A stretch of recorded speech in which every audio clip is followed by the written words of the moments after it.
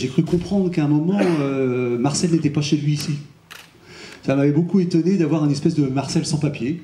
Je trouvais que c'était d'actualité, mais enfin je pense pas que ce soit une actualité qui soit très satisfaisante. C'est bien de voir quelqu'un comme lui revenir dans son pays sans avoir besoin de passeport. Et je trouve ça pas mal, je trouve ça intéressant. Hein.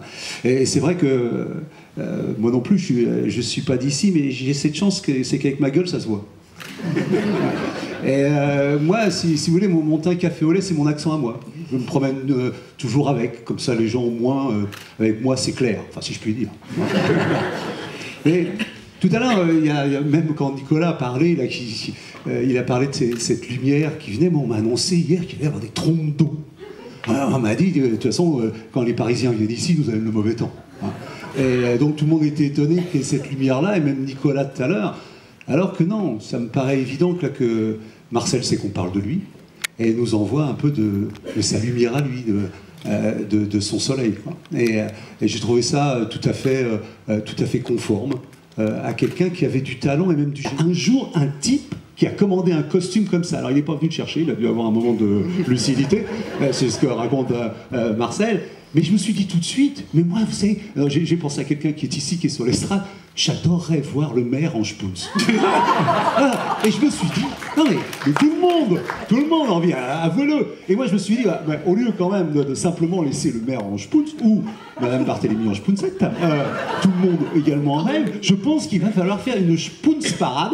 Et je pense que, moi je dis ça parce que moi je rêve d'avoir des pompes biparties comme il avait, et un costard comme ça, et de défiler sur un podium. Et moi je trouve qu'il serait intéressant dans toutes ces... Parce qu'il faut quand même rire, sourire et rendre hommage à l'essence de ce qu'est Marcel, c'est-à-dire qu'il rend la vie souriante, avec des choses parfois très dures, en même temps, parce que dans ces dialogues, il y en avait. Et je trouve que faire un concours de Spoons et Spoonsette à Aubagne, avec défilé sur un podium, élection de Monsieur Spoons et de Madame Spoonsette, moi, je trouve que c'est vrai.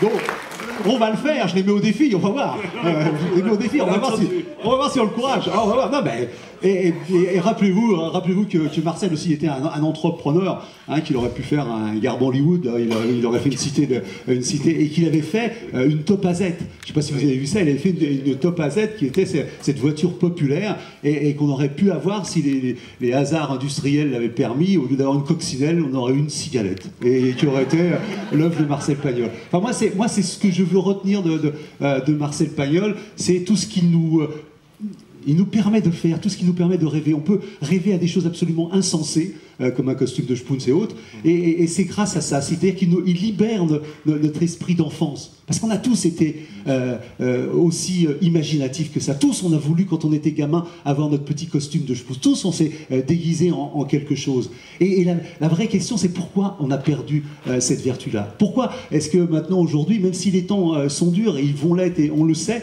pourquoi on ne retrouve pas de temps à autre cette vertu d'enfance? Et moi, je vous promets un truc, je reviens, je m'habille en Spoons.